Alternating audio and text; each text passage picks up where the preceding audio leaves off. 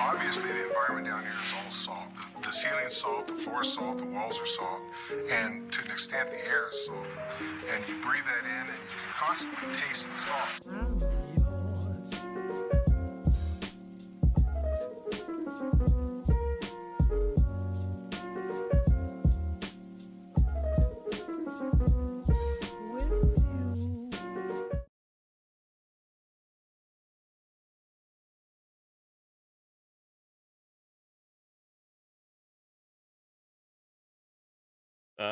Hold on, let me turn on the audio. No, you're muted on StreamDeck or Streamlabs. Well, I hear myself. Hold on. Your audio is not coming through the stream. There we go. Now it's coming through. Are you sure? Yeah, I see it. Okay. I see the green bar going now. Do you hear it? I don't want to play it on my side. Yes, okay, we're good. Alright, audio issues aside, we're good. Hey! Alright. Alright. Well, outside that... Now I can't hear you on Discord. You really? Okay.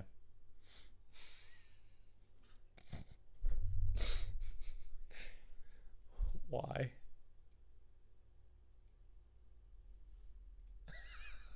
Okay, well, Alright, so hello everyone. Can you still hear me? Yeah, we could hear you just fine. But for some reason, Discord's being a pain, so I'm just gonna kick it. I can't hear myself on the stream, and What happened? Everything just... No, you should still be coming across on the stream. It's still detecting you. No, I can't hear myself on the stream. Okay, I'm just gonna kick it to the be right back while I can hear myself on the stream, but I can't hear you on Discord. I need help. Alright, let's try this again. Voice video. Okay, now Hello? Can you hear me? I didn't hear you on Discord, yes. Yay! What the fuck did you do? What I did?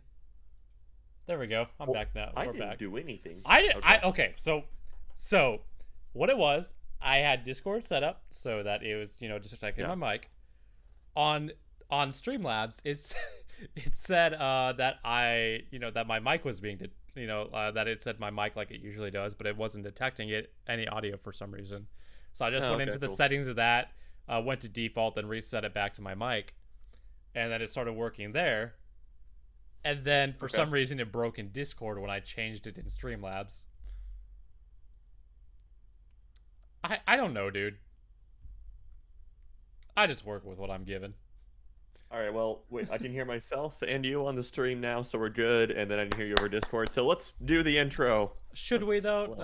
Alright, well, to get into it, dude, thank you for tuning into the Power Up podcast, or not, I said Power Up podcast. Okay. Yikes, okay. Yikes! Pass the salt. I do thank you for tuning in to Pass the Salt. I am your main host today, Matthew Garcia, and with me I have...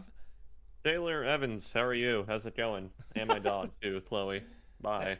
Anyway, how's it going? I am co-host of the Pass the Salt podcast, co-founder of the Ted for Thought channel, and also currently the site runner for cultureofgaming.com. Head over there, gaming news, reviews, opinion pieces, etc. Primarily PC gaming focused. So yeah, check that out. Yeah. What have you been up to for the past week? In terms of what I've been playing, or just in general? In general. I mean, we're not hosting a gaming-oriented podcast. If you want to talk about games, go for it. If you want to talk about other things, feel free. I've been sitting on Code Vein for like 2 weeks about that during the summer sale and haven't played it yet. Yeah. So have you finally gotten around to that a little bit? No. I haven't installed at least. I know. It's Dark Souls light. I mean, the bosses aren't that hard. Outside of the last one, honestly, he has a 1 AoE attack that's just a bitch. Mm-hmm. But outside of that, it's the boss fights are pretty easy. It's not too much of a challenge. Okay, got it. The story is also pretty fun. Like Souls. True. It actually set itself up pretty well for a sequel if it wanted to. That's good. I think it sold well enough, so hopefully. Yeah. We will find out. But yeah. And in terms of tech though, related stuff. If you've been maybe watching some of our other videos on the channel and whatnot, you might know that had a GMMK ordered to do a build with, the keyboard and whatnot, mechanical keyboard ordered. And well, the GMMK itself came in, and then also I got some goodies for it as well. And so true. I got switches, which are going to be Gatoron Blues. I got a nice toilet table for it, a nice wrist rest, everything, stuff like that. And so, yeah, that's the only thing waiting, keycap set. So, have you decided which keycaps that you're going with? yes, I just haven't ordered them yet. Okay, so which one are you going with? I'm going with the the pink ones that I sent you. Okay. Yeah. Nice. Yes. Yeah, very nice. I myself been working. New stuff happening at work. I'd rather not talk about it in terms of what's going on there. But outside of that, been enjoying some game life and games during my off time. A little bit of Genshin, some Rainbow Six Siege, and just having a good time. We were playing Rainbow Six just earlier, and that was fun.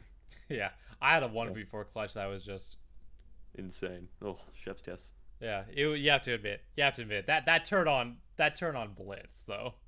I know. That was like 100-degree turn, and I nailed him in the face, and that's great.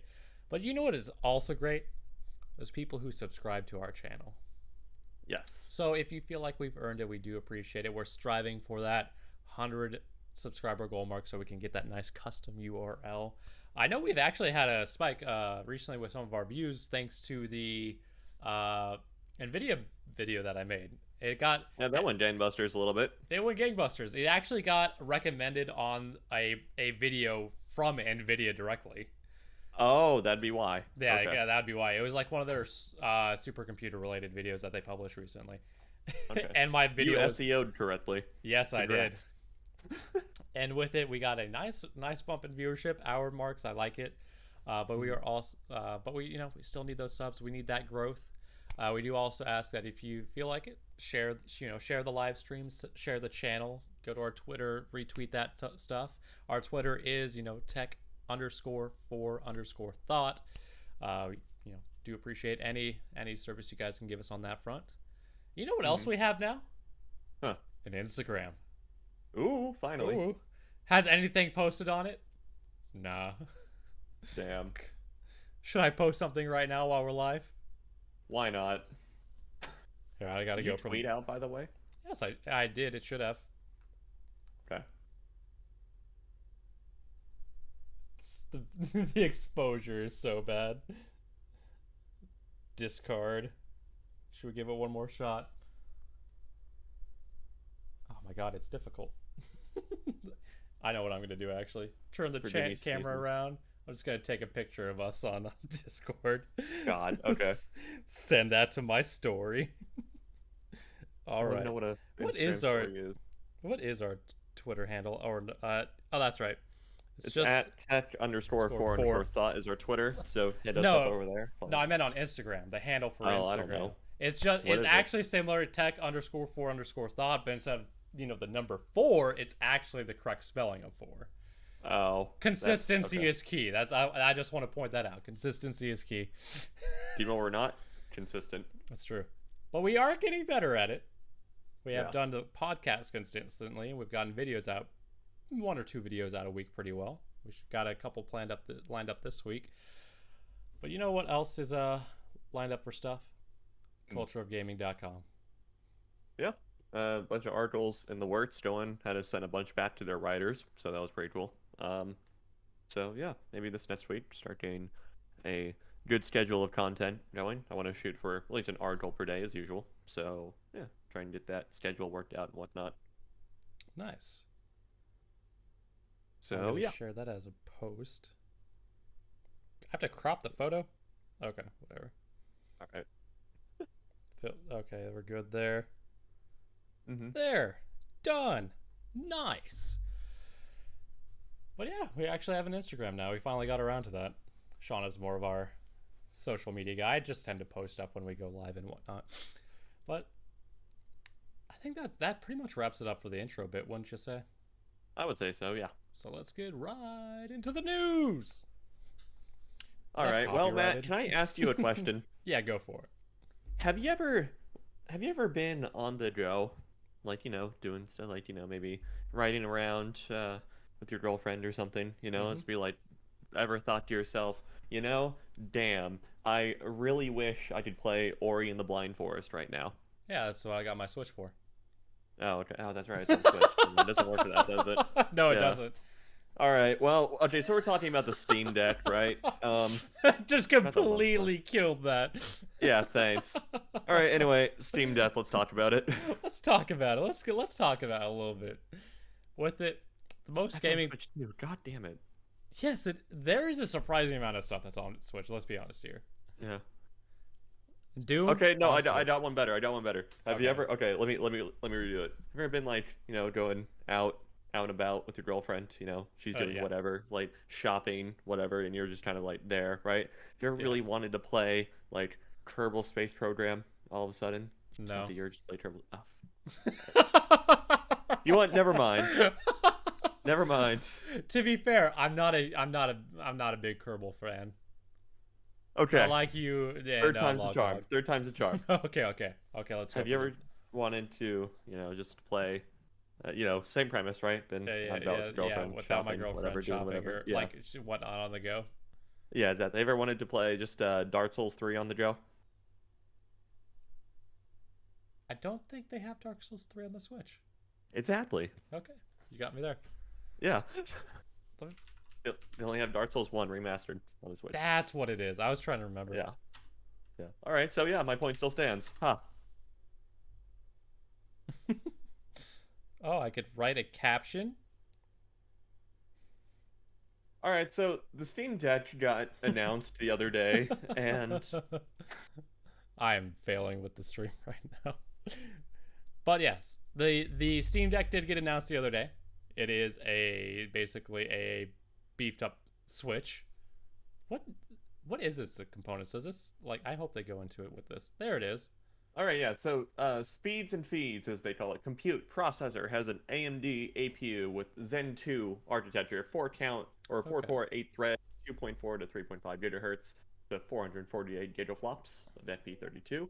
Its onboard GPU is 8 RDNA. Eight Between eight RDNA. Yeah, 8 RDNA, 2 CUs. I don't speak AMD language, okay? Okay, fair enough. I'm sorry, 2 compute units at least. 8 Oh, okay. 8 RDNA, 2 compute units between 1.0 to 1.6 gigahertz with 1.6 teraflops of graphics performance. The APU power consumes between 4 to 15 watts, so it's very efficient. They have 16 gigabytes of LPDDR5 onboard RAM for memory, dual channel, which is nice. Oh, what the hell? Yeah, storage will vary between 64 to 512 gigs with a 256 step in between. What's interesting though is it looks like to keep costs down and everything. There we Valve go. has Valve has opted to yeah, I clicked the blue button there. Yeah, Valve, it looks like to keep storage costs down or part costs down and everything. Valve has opted to go with different speed SSDs for storage also and whatnot. So it's for example, if you do the 64 gig, it's eMMC on a PCIe Gen 2 slot, which kind of means it looks like they went with a not only cheaper drive but also obviously less storage, and so. And then if you go up to 256 gigs, you get more of a standard NVMe SSD on a PCIe Gen 3. And then on 512 gig, you get a high-speed NVMe.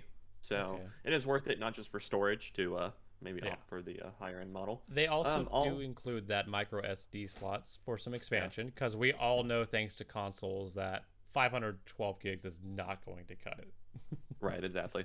And then also, for what it's worth, it uses a standard 2230 M.2 slot for the SSDs, but Valve does not recommend the users replace it for whatever reason.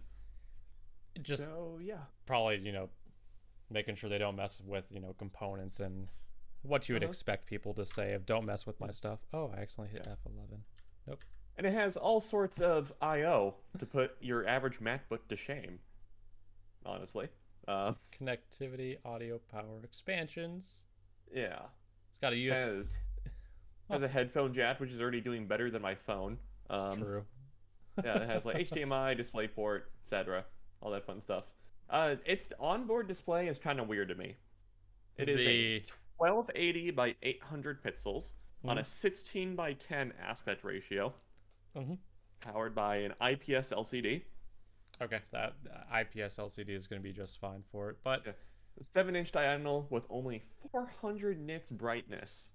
okay, So it's that going to be 400 unusable during nits. the daylight. Yeah. And refresh rate 60 hertz, touch enabled. Yeah, has an ambient light sensor. Okay, so I am actually pretty impressed with this and the price it comes in at. Mm. Could the display be better?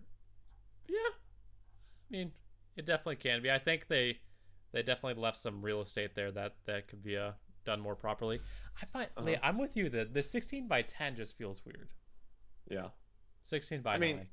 yeah, that does directly outcompete the Switch though, like the resolution. Yeah, that is Yeah. true. It does that also beat the Switch, the new Switch OLED? Yes, tis the Switch OLED Okay, will still be a 720p 20p. panel. Okay. But would you go with the 720 just to have 16 by 9 and that wider aspect ratio for a 7-inch screen? I would prefer the Switch's screen in this case. Oh, No, I would prefer the colors of the OLED even over an IPS LCD, yeah, unfortunately. So, yeah. that's fair enough. Hmm. I'll admit this thing looks. Like I said, I'm really impressed with it. I think it's gonna be interesting.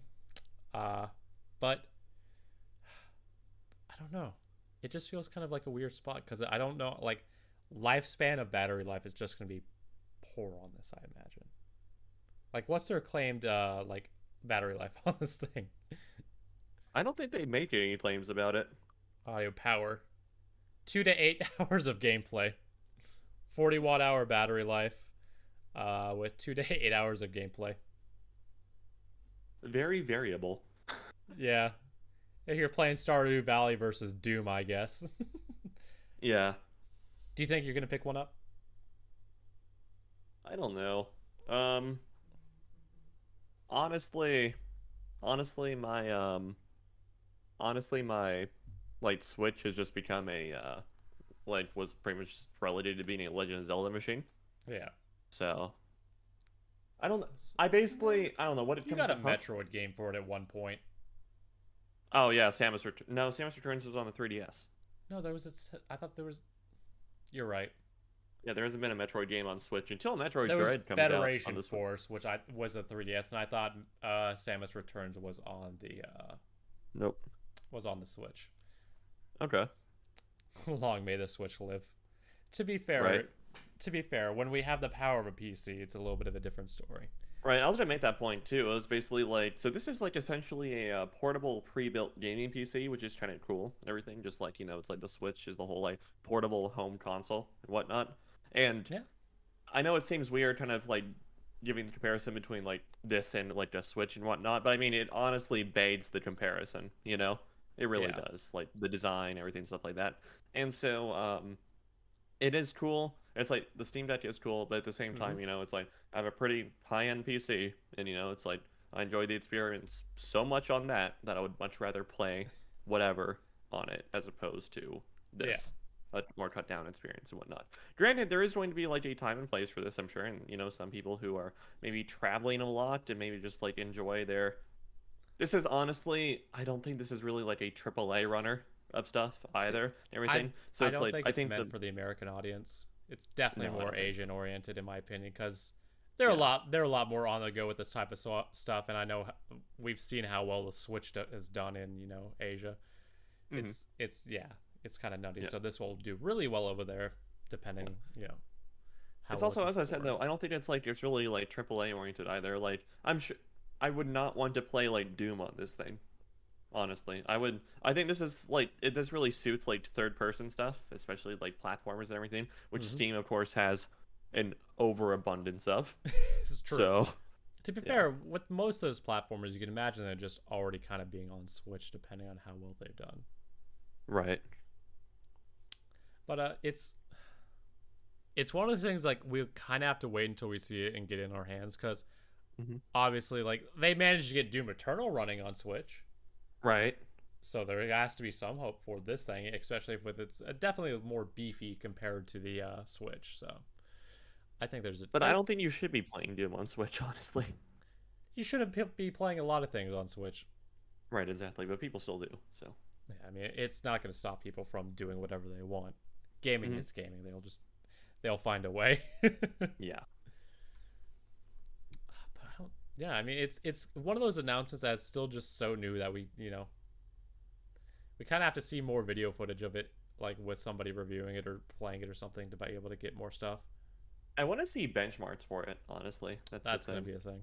Yeah. What is cool also is that so it's running SteamOS, which is a Linux distro essentially. Yeah. And but it does allow you to install Windows on it, so at least Windows 10. And so yeah, if you want Windows on it, you can. Yeah. You might not want Windows on it because that's going to be a resource hog. So probably just sticking with SteamOS will probably be the best. And one thing this is cool though is like this will push more games to work with Linux. This machine hopefully will. So that is true. Also depends on how well how well Steam has gone ahead and just already optimized it to be able to support currently existing games, so it wouldn't be too hard. Mm. You texting there, boy? Yes. We're on a podcast, man. You've texted during the podcast before. We need to be professional when I'm not talking. Yeah, well, you were talking. That's fair. Okay. I just felt like calling you out on it. Okay. But yeah, I mean, we'll have to wait and see more. Actually, no. I'm gonna say this thing's gonna flop. Okay. Calling it now. This thing's gonna flop, and here's why. Why? Because there will be so many I think there will honestly be a lot of like more limited games for it and everything, and so. Well, I think there will be a limited number of games that people will want to actually play with it on and everything. Because again, I just don't predict this having a good experience playing like a first-person shooter or something, you know. There are more games than just first-person shooter, to be fair. I know, but a lot of the like popular AAA stuff is first-person shooters, so.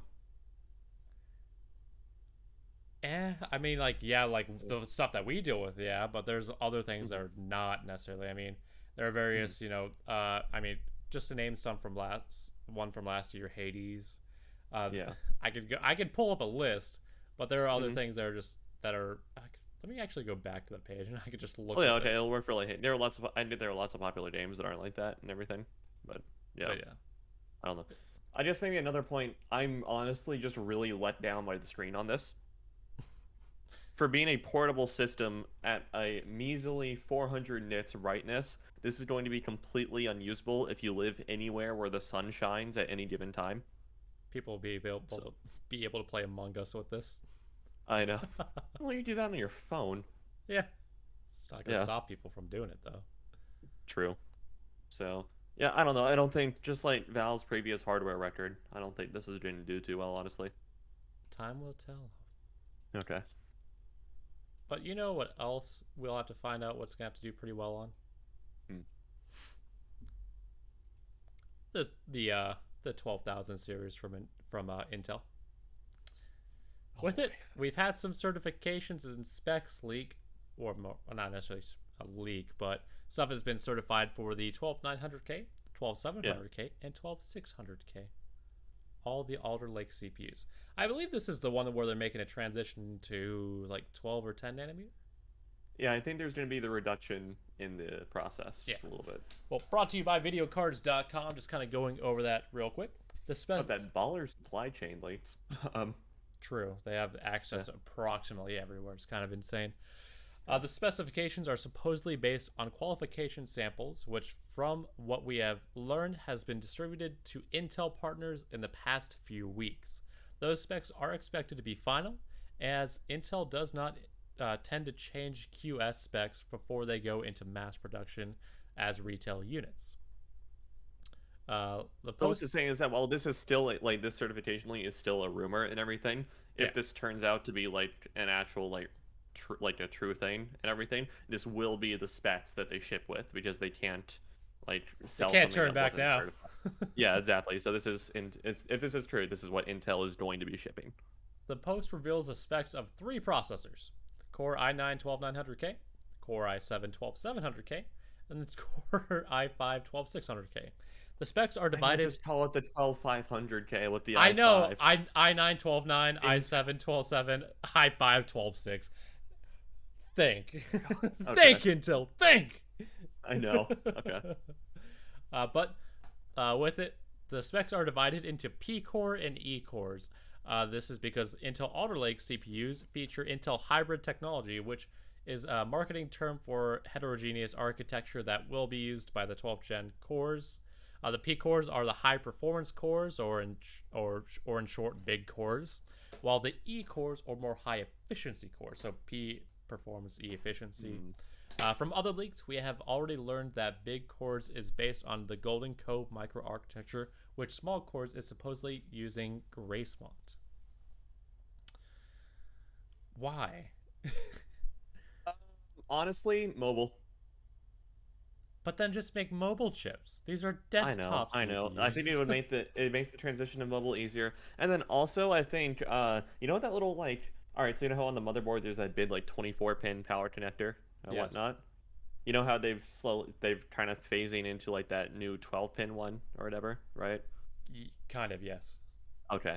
It's like I think it's part of that and everything. And I'm not saying it's like these are going to be locked exclusively behind that connector, but I think maybe we're reaching the point where it's like, you know, processor companies as well as motherboard companies, ATX companies basically are targeting more like efficient power stuff and whatnot. So Yeah. I think it's an effort to do that. Also, I guess like it is a way to combat thermals a little bit too, idle thermals, because we know Intel chips, even at idle, have slowly ratcheted up the hotness for a while, you they know? are toasty, So that's for sure. yeah, so it's like if it's in just like low demand like web browsing and everything, then using the efficient cores is going to have you less heat, which you know less heat is always good on a processor. Yeah. So But continuing into this article, the Core i9 12900K, the flagship SKU of this upcoming series, is to feature 8 big cores and 8 small cores. The small cores are to boost to 3.9 gigahertz or 3.7 on all cores, while the big cores will boost up to 5.3 gigahertz or 5 gigahertz flat on all cores. The SKU is to feature 30 megabytes of L3 cache, and kind of a similar story for the i7. It's to offer 8 big cores, 4 small cores, which will see 100 megahertz lower frequencies when compared over. And while the big cores will see a 300 megahertz decrease in comparison to the flagship SKU, it'll also have a 25 megabit or megabyte, my bad, L3 cache. I don't feel like talking about the 12600K because they named it wrong. But with it, they are also very, very power hungry. yeah, we're looking at it's like if you're driving all those power cores, 228 watts across the board here. So for looking at that i9, they have the same power rating across all of them, which is kind of crazy. What is it? The 12600K. What's that have? 6 big cores, 4 small core configuration. Interesting. Small cores boost up to 3.6, and the big cores boost up to 4.9. I think at least the i5 will be a very good gaming CPU. Yeah, I mean, like, yeah. It will. No, just straight up, well, yeah. Yeah. But with it, the i9 12900K, that's going to be a hot chip. Yeah, that's going to be. Jesus. That's going to be hot and heavy there, you know? All right, so also the Video Cards article goes on to say that the Alder Lake S series is going to be based on a 10 nanometer enhanced superfin node. It's unclear to me whether or not that means Intel has fully moved over like to 10 nanometers for this, or if they're backporting it to 14 or 12, kind of like what they had to do for the 11 series that came out earlier this year. Okay, so key factor, it's based on that design. It's not using that design. So I think they're exactly. That's why I'm saying backtrack it because it's still. Okay, you think it's gonna be the backport thing? Yeah, it could be a backport because it's still an Alder Lake, which is a 14 nanometer process. Okay, so it's still going to keep using that backport then. Okay. Yeah, it's still going to use. Which again, as we said, I think it was last podcast or 2 podcasts ago. It is impressive that Intel has managed to do so well backporting onto 14. So, but you know, it would be nice if they made the jump to 10 finally. But yeah. Yeah, but I think they're just going to try to leapfrog as far as forward as they can because they've made a deal with TSMC about their 3 nanometer stuff. So yeah. And also, if you look at the chart just down below, or you have it pulled up on the stream, sorry, already. Yeah. Intel is plain, I would say, plain dirty again with their thread counts for stuff and everything, where it's like they're not just Okay. giving you like a full, what's it called? Full, Hyper-threading. yeah. Yeah, a full hyper-thread benefit on everything, unless you go for the top model 12900K. Yeah. You know, so it's like with hyper-threading, ideally you want double the number of threads per core and everything. Yeah. So, but then we only see that on the 12900K. Mhm. If you go down to the 12700K, despite having 12 cores, you're only getting. Oh wait, no, hold on. Math is tough. Sorry. I was about to say I'm reading No, the they're dipping it. No, 12900. yeah, they're dipping it everywhere. So it's like, I'm sorry. Yeah, they're dipping it everywhere. So it's like you don't get. So despite the 12900K having 32 cores total, you're only getting 24 Yeah, so threads. they're only giving double threads. If my math right here is to the big cores. So eight big cores is 16 threads, and then you add 8 threads from. Oh no, because the 12900K has 24 threads on it. Okay, what is? No, you're right. Yeah. I was doing my math there wrong. No. Yeah. So yeah, again, so it's No, like just by having 16. Because just by having 16 doubled is 32 threads. Yeah, and I'm saying the 12900K only has 24, so it's not. Yeah. So my theory is big cores are gonna have those, hyper threading, and the small cores are not because efficiency reasons. Oh, okay. So you're saying. Oh, okay. I got you. Yes. So you're saying that's 16 plus 8. Okay, I got you. Okay. Yeah. No, that makes sense. I see what you're saying now. Yeah. Okay, I think you're right. Yeah. So each of the high performance cores will have hyper threading, and then just each of the efficiency one will not happen. Which does make sense because hyper threading does cost power too. So. It does, yeah, because it organizes and manages resources a lot better. Honestly, it's an amazing trade-off for, it does require more power, but the performance you get from it is kind of insane.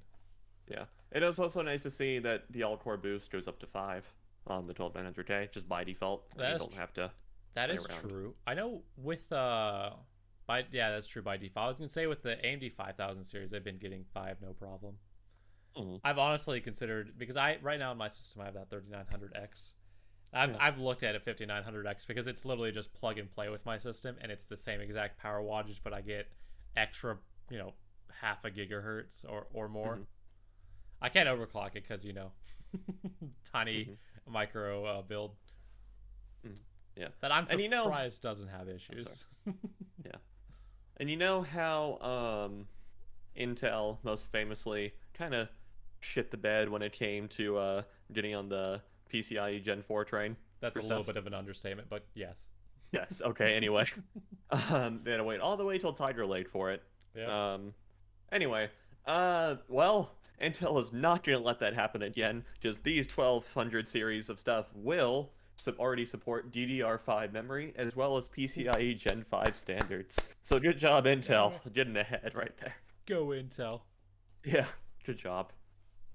All right, gotta give them credit. At least they're bunny hopping it. But I think they're just giving up on 10 mil and 7 mil. I think they're just gonna try to jump as far as they can to 5 or 3 nanometer. Really? I think they're just they're kind of fed up and they're so far behind their TikTok cycle. It's not even funny. I know. We no longer have a TikTok cycle. We have a tick cycle. We have a tick cycle. Yeah. 5. Is this 5 or 6 pluses now? I think this is. I think we're up to 6. I think it's 6. Yeah. Thanks for the. No, yeah, it will be 6 because the 14 nanometer plus was the 6000 series. Yeah. You are correct on that. Because it was Skylake. Yeah. Okay. I saw this will be the 6th plus because we are up to 12, and 12 minus 6 is 6. Yeah. Intel just has not been able to do it right. No, it did better. But you know what, Intel may have an answer in one of our next topics by buying Global Foundries. Yeah, it makes sense to stick to that, I guess. Yeah, it's a smoother transition. I'm trying to get there. No, I know. But consolidation trends continue as Intel is reportedly negotiating an acquisition of Global Foundries for $30 billion, following its bid around $2 billion for Sci-5 recently. Intel making money moves. It does not have to dance anymore. These are massive money moves. So with this being from WCCFtech.com, Intel, the semiconductor behemoth at the heart of the concerted push by the U.S. to reshore chip fabrication seems to have embarked on a zealous buying spree. As per the exclusive reporting by the Wall Street Journal, Intel is currently in buyout talks with the Abu Dhabi-based Mubadala Investments to acquire Global Foundries, the chip maker that constitutes AMD's fab division and was spun off around 3 years back. While the outcome of these ongoing negotiations is still uncertain, any potential deal could value Global Foundries at around $30 billion US. Readers should note that these talks apparently do not involve Global Foundries itself at this stage. This is way early on. Oh yeah, I haven't read the original Wall Street Journal article, but that to me sounds like Intel is, or someone out of Intel leaked what was like. Oh yeah, there's somebody talking about somebody high up in the chain is spilling some beans. This development comes just weeks after Bloomberg reports that Intel has offered around $2 billion to acquire the fabless semiconductor Sci5, a provider of commercial RISC-V processor IP and silicon solution based on the RISC-V instruction set architecture. Jesus. Intel is seeking to enhance its chip fabrication footprint as part of their I'm going to start butchering this stuff now. IDM 2.0 strategy. To this end, the company has formed a completely separate business unit called the Intel Foundry Services, or IFS. The IFS seeks to expand the Intel's foundry footprint in the US and in the EU by providing committed capacity and comprehensive IP portfolios, including x86 cores, as well as ARM and RISC-V ecosystem IPs. So can I just say, do you remember way back on the past assault thing when Gelsinger first took over and everything, and how we predicted now accurately Intel was going to want to make their own chips in-house? Oh, despite what everyone else was saying, we were the ones who predicted accurately that Intel was going to want to make their own chips in-house. I'll admit we're pretty good with our calls. Yeah, anyway. So, yeah. I mean, it's not a surprise. I mean, looking at Gelsinger is a engineer, and he is very patriotic when it comes to it and wants to make US-made products. And he is executing on that plan. Because I'm a subscriber of the Wall Street Journal, I pulled up the original article that they were talking about. Intel, and this is the first reporting. Intel Corp is exploring a deal to buy Global Foundries Incorporated, according to people familiar with the matter, and a move that would turbocharge the semiconductor giant's plans to make more chips for other tech companies and rate as its largest acquisition ever. Its source, Wall Street Journal sources said a deal could value Global Foundries at around $30 billion, but talks have not actually started with Global Foundries yet. What was it? Was ARM bought for like $42 billion? Yeah, it was something stupid like that. I mean, it's stupid for sure. That's a stupid amount of money, but it sounds about right. Yeah, hold on, let me see. Yeah, ARM was exactly $40 billion. About $40 billion. Okay, so I was just about there. I'm not too surprised that Global Foundries would be valued a little bit less than ARM, honestly. Not surprised either. ARM handles everything from like Qualcomm stuff too, right? So that makes sense that they're worth more, because you can't off the top. Because the mobile market is so huge, you know. It's true. And off the top of your head, name a chip that Global Foundry makes mass. No. Yeah. So it's like what Intel is paying for here is mostly a lot of the infrastructure that they have. Oh yeah. They are paying for those fabs. Because I know Gelsinger said that he's trying to revamp the entire system that they work on, and there are going to be some stop gaps till they get there, like the deal with TSMC and stuff like that. Right. But I think 14 to 14 nanometer again. Yeah. But I really give him like 3 to 5 years, and I think Intel is going to be putting out some really stupidly good chips. Yeah, these are, I don't know. As I said, these are pretty good money moves by Intel so far, with the Gelsinger at the helm. So, yeah. It looks to be doing good so far, you know? I like it. But, you know, it's like, again, these things aren't going to happen overnight, you know?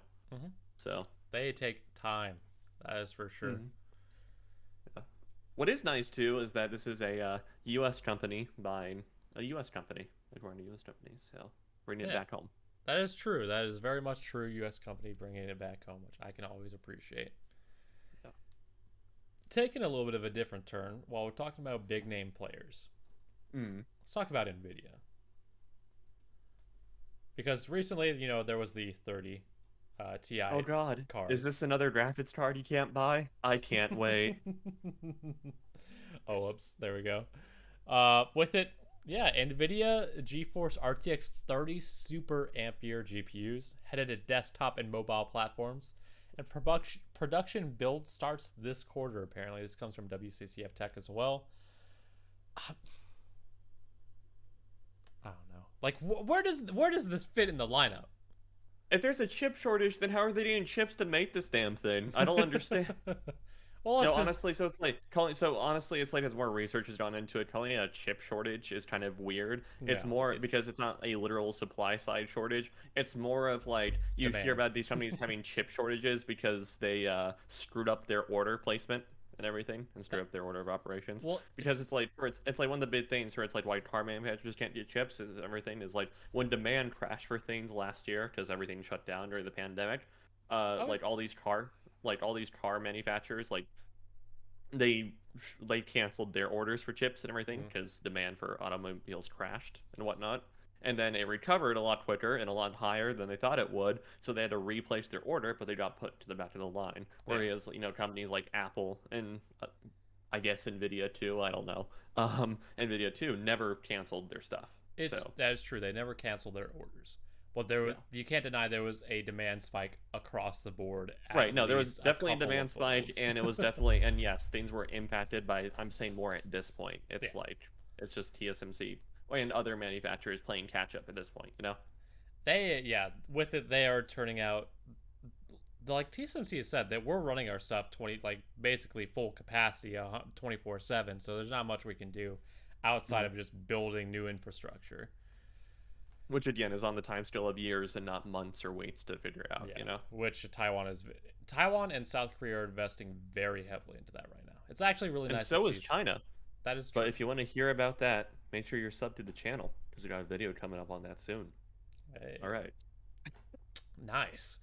But diving into the specific article, rumors are that the new Super Refresh is in the works by NVIDIA, and that will feature a brand new GeForce RTX 30 GPUs for both desktop and mobile platforms. Details regarding these come from Kopite 7 Kimi, who has been very accurate regarding his leaks in the past, and a few come from our own sources who have pointed out the production plans of the said GPUs. NVIDIA is already rumored to be readying the GeForce RTX 30 Super Mobility GPUs for early 2022 based on Ampere refresh SKUs. Now, there are reports that the same Super Refresh is headed for desktop platforms and will include more than just one GPU SKU refresh. As of now, NVIDIA has almost finished the entire Ampere Phase 1 launch. They have multiple phases to this? Yes. The GeForce RTX 3080 Ti and 3070 Ti, my bad, Tie. Thank you. Yeah, I'll do it that one time. Has the check from NVIDIA cleared? No, I wish we got a check from NVIDIA. But they were were saying Tie correctly, right? The last of the high-end offerings within the lineup, and the RTX 3050 Ti and 3050 are shipping in various laptops. The GeForce RTX 3050 series desktops launch is expected soon, but it's time to focus on what's next. Isn't that what's next, though? Going over it, though. I can't believe we're already talking about the Super Refresh, and the 30 series is less than a year old. Well, like, the Ti cards, even, like, the 3070 and 80 Tis, haven't launched that long ago. I know. And a lot of people are saying that those launches were somewhat paper launches because the supply of those has been even worse. The supply is the garbage. Of Okay, I'll be honest. 3080 Ti. Yeah. Waste of money. I'm not convinced that card exists. I mean, I've never seen one. Have you? I mean, I've seen the picture. I know the 3090. I've seen the 3070 Ti. I've seen that. But it's like they still charge like $1,000 or I think it was $1,200 for it. Oh no! Oh. And it's a 50% jump in from the 3080 to the 3080 Ti in price. Performance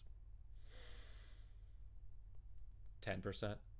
Yeah, it's not. I mean, Yeah, it's like that's a similar like performance difference between the 3080 and 3090 when they launched too. Yeah, You know, because it's like the the 3080 3090 is almost double the price of a 3080 for only 10% more performance, and you don't even get those cool like production drivers that NVIDIA does for the Titans either for the 3090. So no.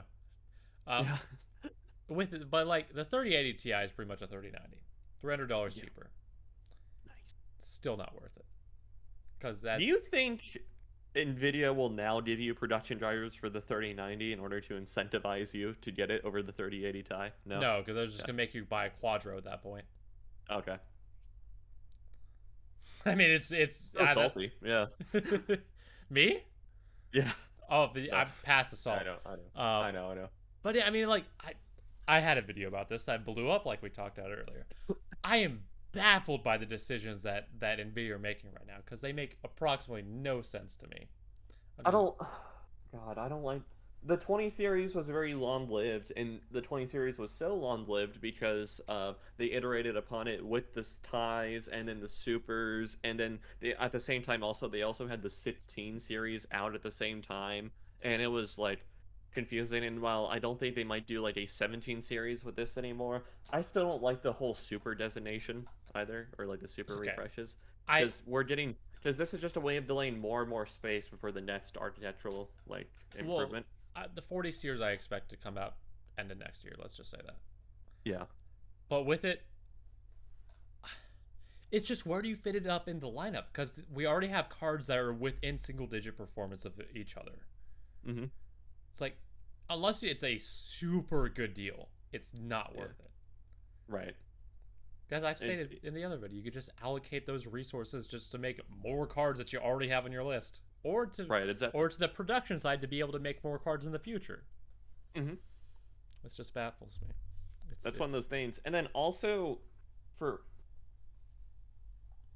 this must be kind of hellish for AIBs to work with too, just because of how many different versions of their cards they made. And it's just like one thing that was cool, at least during the 10 series and everything, was that like the 10 series was fairly long lived. You know, I think yeah, and it's like, but you know, AIBs had such like good like so much time with the cards both before the actual launch and during its life cycle that it's like mid to late in the 10 series life cycle you got really good cards, especially out of EVGA and Asus and everything, stuff like that. That's why everybody compared everything to a 1080 Ti, because it was just that baller by the end of it. To be fair, we didn't get a real card with a jump in performance until like 4 or 5 years later. Yeah. But it was like, still that's why it was 1080 Ti is still perfectly viable. You know, I have a For the Win 3 from EVGA, and it is still just going really strong. Yeah. Kicking hard. Yeah. Yeah. Anyway. But maybe not. No. No, like with no, I know. Not just yet. I'm not done. I got something to say. Just why NVIDIA? Why do you do this? Why do you make cards that have no reason to fit in a lineup that just like it's just for money? I know what it's for. It's simple. You're just doing it to get that nice cash grab because let's be honest here.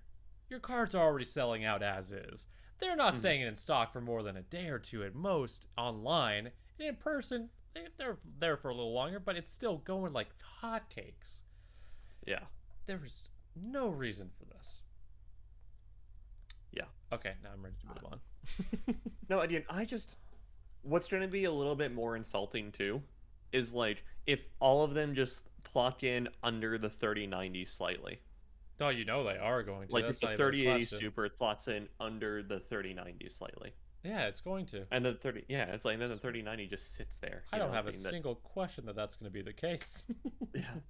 Yeah. All right. Well, yep. Gosh darn it, NVIDIA. Why do you do this? How could you do this to me? It's as I said at the very beginning of this segment, though, it is going to be yet another set of GPUs you cannot buy. But speaking of chip shortages, we got some news from TSMC, don't we? Yeah. Yeah, let's pull up that info.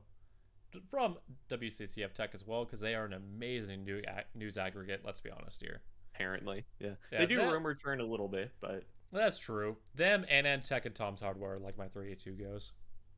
Go-tos. Video cards. Come on now. Well, I go to video cards when I'm looking for info about leaks at that point. Yeah. Outside of that, yeah, I'd go to these two. But TSMC does open up a U.S. plant expansion and expects chip shortage to end next year. I think they had one or two foundries planned to open up here in Arizona. Yeah, there's Foxconn and TSMC in Arizona now. Yeah. And I think Intel plans on building one too, from what I've heard. For sure. I know Doug Ducey was in talks with them. But going into the article itself, the Taiwan Semiconductor Manufacturer Company, or TSMC for short, is open to expanding its chip construction facility in the United States.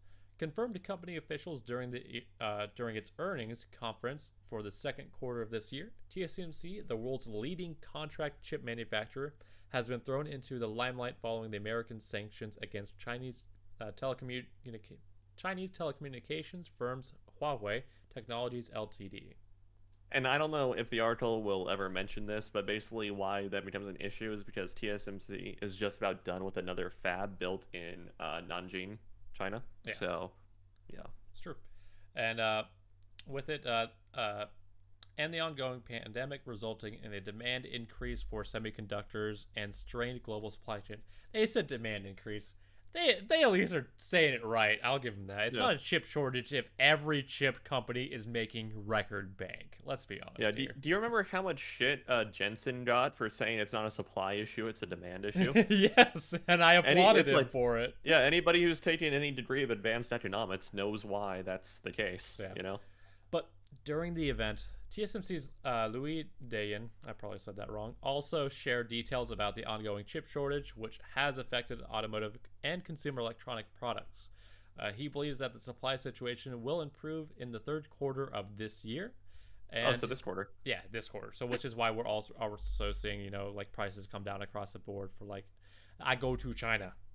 Yeah. Memes. And his company has managed to increase he believes that the supply situation will improve by the third quarter this year, and his company has managed to increase microcontroller output by 60%. The microcontrollers are the primary automotive products manufactured by TSMC, and they were at the center of the chip shortage that started earlier this year. TSMC cites customer enthusiasm to keep the U.S. chip plant's expansion on the cards. Yeah, people aren't going to suddenly stop wanting stuff. Yeah. The focus on management can revolve around TSMC's new chip plant in the Chinese province of Nanjing. Okay, yeah, they did say it. Okay. Yep, and its facility in the United States are the tight global supply chain.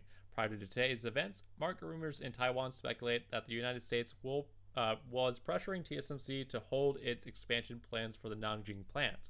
The plant is equipped to manufacture chips on the 28nm and 16nm process nodes, and is part of TSMC's attempt to increase its output for the mature chip segment. That's a weird way to word it. According to the CEO, the U.S. is aware of the second phase of construction for the Nanjing plant, and the fab's construction falls in line with TSMC's global chip production capacity expansion. He also refused to rule out the potential expansion of TSMC's new chip plant in Arizona. The executive reiterates that TSMC's original output plan for producing 20,000 silicon wafers with the chips built through 5nm nodes. So I think that does... Okay, so I was right on that. They're going to be trying to do 5nm here in Arizona. Yes, high end. High end, very much so. Because Arizona is a super stable place. Yeah. Yep. Just in all terms, like